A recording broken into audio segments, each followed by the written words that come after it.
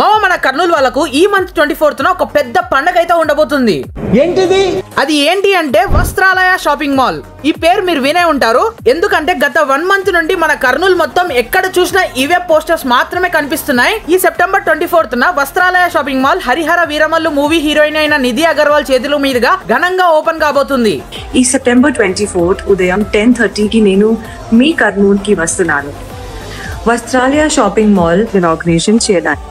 Opening offers మీద ladies readymades, men's wear, kids wear, sarees మీద దిమ్మ తిరిగే ఆఫర్స్ అయితే ఉండబోతున్నాయి.